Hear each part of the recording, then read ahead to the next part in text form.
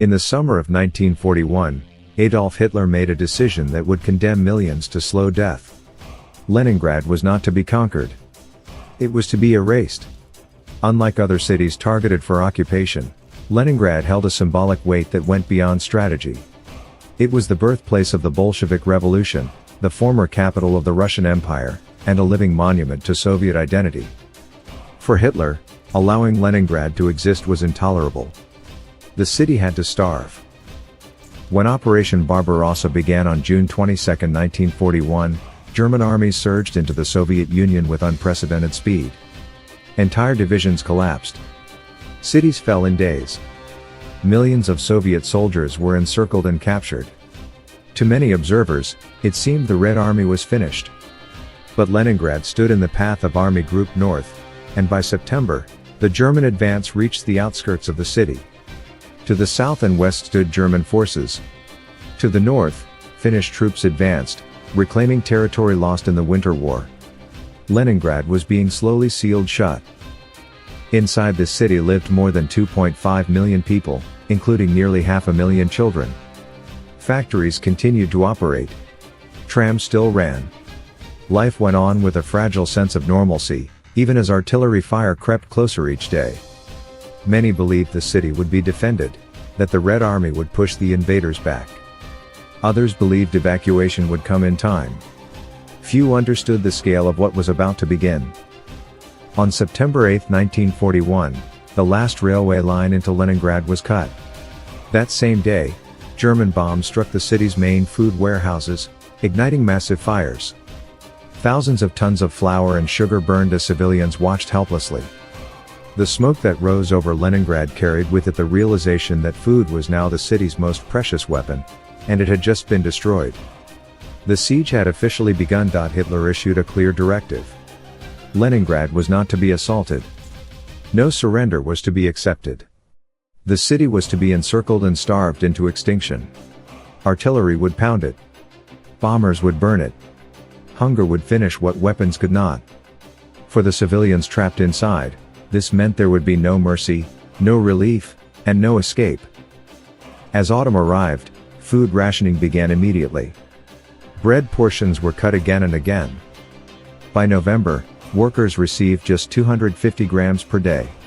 Children and the elderly received 125 grams, a piece of bread barely larger than a matchbox. And this bread was not bread as they knew it. It was bulked with sawdust, cellulose, and ground husks. It barely sustained life. Hunger became constant. It became a presence, a soundless companion that never left. The first winter descended with brutal speed.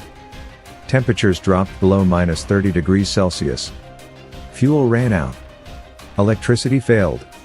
Water pipes froze solid. People burned furniture, books, even wooden window frames to stay warm. Entire apartment blocks became frozen tombs. The dead were carried down staircases and stacked outside, waiting for burial when the ground thawed.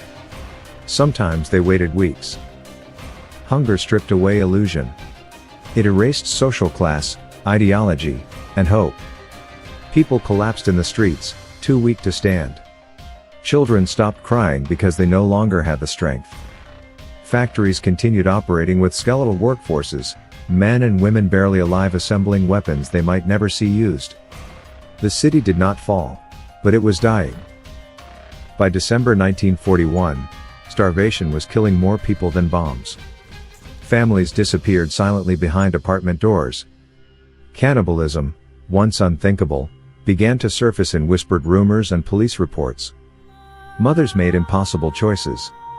Survival became a daily calculation measured in crumbs, in minutes, in breaths. And yet, Leningrad did not surrender. Even as death spread through the city, the will to resist remained. Loudspeakers broadcast music and speeches to remind the population that they were still alive, still fighting. On the frozen surface of Lake Ladoga, a narrow lifeline began to form. It would become known as the Road of Life. Trucks crossed the ice under constant bombardment, delivering small amounts of food and evacuating children. Many never made it across. The ice cracked. Vehicles vanished into the black water below. But without it, the city would have perished entirely. This was not a battle measured in territory or tanks. This was a war against starvation, cold, and despair. A war fought by civilians with empty hands and hollow eyes. Leningrad was no longer just a city. It was a test of human endurance pushed beyond its breaking point. And the worst was yet to come. By September 1941, Leningrad was no longer a city at war. It was a city under sentence. German and Finnish forces had completed the encirclement. Roads were severed. Rail lines destroyed. Communication with the rest of the Soviet Union was reduced to fragments of radio static. Nearly 3 million civilians were trapped inside the city, including more than 400,000 children. Hitler gave a clear order: Leningrad was not to be stormed. It was to be starved into extinction. There would be no negotiations, no surrender terms, no mercy. The city was to disappear. Inside Leningrad, reality changed almost overnight. Food warehouses burned during the first bombardments, including the massive die.of depots that held critical reserves of flour and sugar. The fires melted sugar into the ground, and desperate civilians later scraped the blackened soil, boiling it in water in hopes of extracting a few sweet calories. Bread rations were slashed again and again. By November, a factory worker received just 250 grams of bread per day. Children and dependents received 125 grams. The bread itself was barely bread at all. It was stretched with sawdust, cellulose, ground seeds, and anything else that could bind dough together. Even this was not enough. Winter arrived early and brutally. Temperatures dropped below -30 degrees Celsius. Fuel was gone. Electricity failed. Water pipes froze. The Neva River turned to ice, and people hacked holes in it to collect water, hauling it up flights of stairs to unheated apartments. Public transport stopped entirely. The city fell silent except for artillery fire and the sound of sleds scraping through snow, carrying the dead to mass graves. Hunger transformed everything. People weakened rapidly, their bodies consuming themselves. Faces became hollow. Legs swelled with edema. Workers collapsed at their stations and were dragged aside so machines could continue running. Corpses lay in stairwells for days because no one had the strength to move them. Death became routine, almost bureaucratic. Families kept diaries not to record emotions, but to track who was still alive. Yet even as the city starved, the Soviet command demanded production. Factories continued to manufacture tanks, shells, and rifles under constant bombardment. Workers operated machines with frozen hands, some dying at their posts mid-shift. Orchestras rehearsed in unheated halls. Libraries remained open. The government believed that culture itself was a weapon, proof that Leningrad still lived. One of the most powerful acts of defiance came in August 1942, when Shostakovich's Seventh Symphony was performed inside the besieged city. Many musicians were so weak they could barely hold their instruments. Loudspeakers broadcast the music across Leningrad and toward German lines, a message carried on sound waves: "We are still here." Outside the city, German artillery maintained relentless pressure. Shells fell daily, deliberately targeting civilian areas. Hospitals, schools, and food distribution centers were hit repeatedly. The goal was psychological collapse as much as physical destruction. Planes dropped leaflets promising survival in exchange for surrender, but no surrender was allowed. Hitler had forbidden it. Leningrad was to be erased, not occupied. As winter deepened, starvation crossed into something darker. Pets vanished first. Then birds. Then rats. Leather belts were boiled. Wallpaper paste was consumed for the flour content. Eventually, rumors of cannibalism began to circulate. At first, people refused to believe them. Then arrests began. Special NKVD units investigated thousands of cases. Most cannibalism was not murder, but survival driven by madness and desperation, families consuming the bodies of those who had already died. It was a final taboo crossed not out of cruelty, but because hunger had stripped away every remaining boundary. By early 1942, death rates peaked at over 4,000 people per day. Entire apartment buildings fell silent. Children wandered alone after parents died, collapsing in snowdrifts. The city was becoming a graveyard that still breathed. And yet, Leningrad did not fall. The only lifeline came across the frozen surface of Lake Ladoga. Known as the Road of Life, it was a thin, fragile artery connecting the city to the outside world. Trucks crossed the ice under constant air attack, hauling in flour and evacuating civilians. Many vehicles broke through the ice and vanished into the freezing water. Drivers knew the risks. They drove anyway.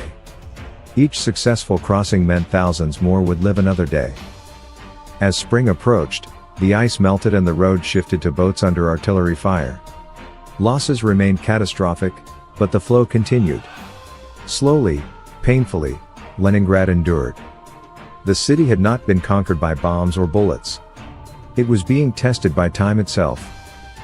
And time, for now, was not finished with Leningrad. The winter of 1941 descended on Leningrad like an executioner. Temperatures plunged below -30 degrees Celsius. The Neva River froze solid. Snow-buried streets already choked with rubble and bodies. For the people trapped inside the city, winter was no longer a season. It was a weapon. Food rations were reduced again. In November, workers received just 250 grams of bread per day. Non-workers, including children and the elderly, received only 125 grams. But this bread was not bread as the world knew it. It was bulked with sawdust, cellulose, and ground husks. It crumbled in the hands. It tasted of nothing. And still, it was life itself. People planned their days around eating. Not meals, moments. A single slice of bread was divided into portions, carefully weighed, consumed slowly to trick the body into feeling full. Hunger was constant. It hollowed the cheeks, clouded the eyes, slowed the mind. People stopped feeling pain. They stopped feeling cold. They stopped feeling fear. Starvation killed quietly. At first, victims grew thin. Then they weakened. Then they lay down and never stood up again. Bodies appeared everywhere, on stairwells, in trams, in offices, on park benches. There was no strength to bury the dead. Sometimes families lived for days beside corpses, unable to move them, unwilling to let go of ration cards that might still be valid. The city government continued to function. Factories still operated. Workers dragged themselves through snowdrifts to produce tanks, artillery shells, and rifles. Many collapsed at their machines. Some died standing. The city was dying, but it refused to stop fighting. As desperation deepened, society began to fracture. Theft increased. Violence became common. Parents stole food from children. Children stole from parents. Trust evaporated. And then came the taboo no one wanted to name. Cannibalism appeared. At first, it was whispered. Then documented. Police reports recorded thousands of arrests. Most cases involved the consumption of bodies already dead. Some involved murder. The authorities executed offenders swiftly, fearing the collapse of social order. Yet the truth remained, hunger had pushed humanity beyond its limits. Despite this, acts of extraordinary compassion survived. Neighbors shared crumbs. Nurses worked without food. Teachers continued lessons in freezing classrooms. Music was played on instruments held by hands too weak to lift them. In August 1942, the city staged a concert that would become legendary. Dmitri Shostakovich's Seventh Symphony, composed during the siege, was performed by the Leningrad Radio Orchestra. Many musicians had already died of starvation. Survivors were pulled from the front lines and hospitals. They rehearsed while collapsing from hunger. The performance was broadcast across the city and through loudspeakers aimed at German lines. It was not entertainment. It was defiance. The message was clear: Leningrad was still alive. Outside the city, the Red Army fought desperately to break the encirclement. Repeated offensives failed. Thousands died for meters of ground. The Germans held their positions, confident that time would finish the job for them. But time was not on their side. In the winter of 1942 to 1943, the Soviets launched Operation Iskra. A narrow corridor was finally opened along the southern shore of Lake Ladoga. It was small, fragile, constantly shelled, but it was enough. Trains began to arrive. Food flowed in. Civilians were evacuated in larger numbers. The worst of the hunger began to ease. By then, the city had lost over 1 million civilians. Entire families were gone. Entire streets stood empty. Leningrad had survived, but it had been transformed into a graveyard that refused to surrender. And still, the siege was not over. By January 1944, the Siege of Leningrad was finally broken. After 872 days, the ring of steel that had strangled the city was forced open by a massive Soviet offensive. German artillery was pushed back. The endless shelling stopped. The sky, for the first time in years, was quiet. But the silence did not bring relief. It revealed the full scale of what had been lost. When Soviet forces cleared the outskirts and reopened permanent land routes, they did not find a city celebrating. They found a population hollowed out by starvation, disease, and grief. Leningrad had survived, but it was barely alive. More than 1 million civilians were dead. Most had not fallen to bombs or bullets. They had starved. Entire neighborhoods were empty. Apartment buildings stood intact, but lifeless. Stairwells were silent. Rooms contained furniture, family photographs, and coats still hanging by the door, waiting for people who would never return. Mass graves dotted the frozen outskirts of the city, marked with crude wooden signs or nothing at all. Many families never learned where their loved ones were buried. Survivors emerged slowly from cellars and communal apartments. They were thin beyond recognition. Eyes sunken. Skin stretched tight over bone. Children looked like old men. The average adult weighed less than 40 kilograms. Medical teams struggled to treat bodies that had forgotten how to digest normal food. Many died after liberation simply because their organs could not handle survival. The psychological damage ran even deeper. For years, people had lived surrounded by death. They had stepped over corpses on staircases. They had heard neighbors die through thin walls. They had made impossible choices. Some never spoke of what they had done to survive. Some never forgave themselves. The Soviet government quickly transformed Leningrad into a symbol. Propaganda declared it a heroic city, a fortress of socialist endurance. The narrative was clear: Leningrad had not merely survived, it had triumphed. The population was praised for sacrifice, discipline, and loyalty. Medals were awarded. The title Hero City was bestowed. But beneath the official story lay truths too dark to celebrate. Cannibalism, never officially acknowledged, was quietly erased from public memory. Arrests made during the siege were sealed. Many personal diaries were confiscated or censored. The state preferred unity over complexity. The horror was reframed as glory. Reconstruction began almost immediately. Factories were rebuilt. Monuments erected. Theaters reopened even as mass graves lay beneath new pavement. The city learned to function again. But for survivors, the siege never truly ended. Every winter reminded them of hunger. Every piece of bread carried memory. Children who survived grew into adults shaped by absence. They remembered parents who disappeared quietly. They remembered how hunger changed people. They learned early that life could be reduced to numbers: grams of bread, minutes of shelling, days without heat. That knowledge stayed with them forever. Internationally, the Siege of Leningrad became one of the defining civilian tragedies of modern warfare. It demonstrated what total war meant when directed at a population. It showed how starvation could be weaponized systematically. It proved that endurance could exist alongside unimaginable suffering.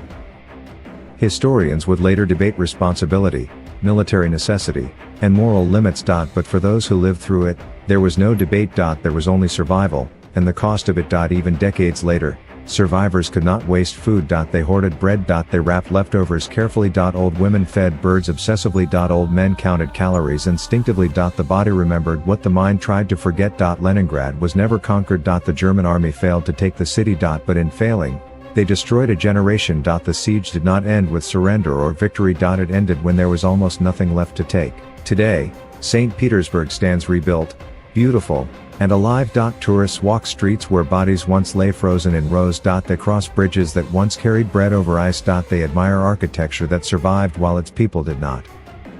Beneath the city rests the weight of 872 days. A time when hunger ruled. Time measured not in hours, but in survival. One of the darkest chapters in human history, written not in battles, but in empty kitchens and silent apartments. Leningrad did not fall. But it paid a price few cities ever have. And those who endured carried that price for the rest of their lives.